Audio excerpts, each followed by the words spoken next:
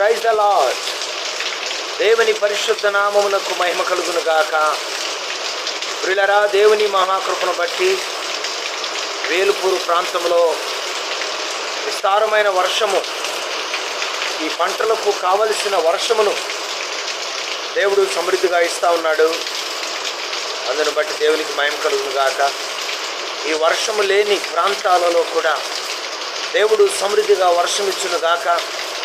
ప్రతి ప్రాంతంలో ప్రతి రైతు కూలి సమృద్ధిగా కష్టార్జిత ఫలాలతో వర్ధిల్లునట్లు, సకల జీవులు సురక్షితంగా ఆనందంగా పోషించబడినట్లు ఆకాశవాక్యులను ఇప్పి దేవుడు అనుగ్రహిస్తున్న వర్షాన్ని బట్టి దేవునికే మహిమ కలుగును గాక.